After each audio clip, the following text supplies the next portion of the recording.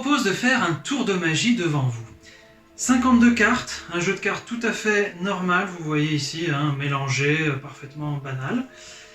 Une prédiction, ici, je vais écrire quelque chose. Voilà, ne trichez pas, ne regardez pas la prédiction tout de suite. Et je vais simplement, avant de commencer le tour, enlever les jokers, parce que je les ai laissés pour vous montrer ma bonne foi et vous montrer que j'ai pris le jeu tel quel, sans même faire attention à ce détail. Voilà, les jokers sont enlevés. Donc les deux jokers, je les enlève, je les pose ici. Je vais faire donc maintenant voilà, deux paquets, deux moitiés à peu près, de paquets de cartes, à peu près égales, peu importe. Je vais retourner celui-ci. Et je vais ensuite mélanger les cartes des deux petits paquets. Il y aura donc des cartes face apparente et des cartes face cachée.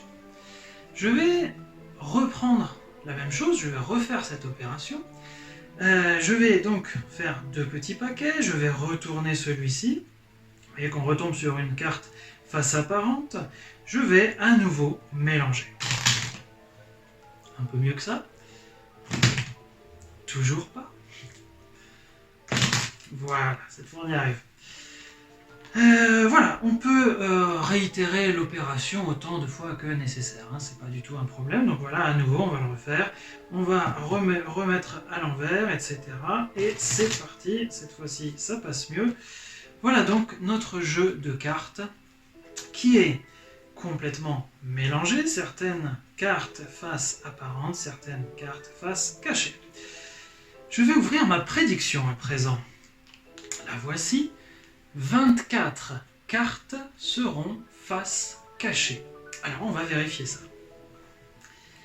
1, 2, 3, 4, 5, 6, 7, 8, 9, 10, 11, 12, 13, 14, 15, 16, 17, 18, 19, 20, 21, 22, 23 et 24. Donc ça fait déjà une première prédiction qui est bonne. Ça, c'est plutôt pas mal. J'enlève ces cartes-là. On va s'intéresser maintenant à celle qui était face cachée. J'ai une deuxième petite prédiction qui dit que 14 cartes parmi celles qui sont avec la face cachée sont des rouges, donc des carreaux ou des cœurs. Alors, on va voir ça.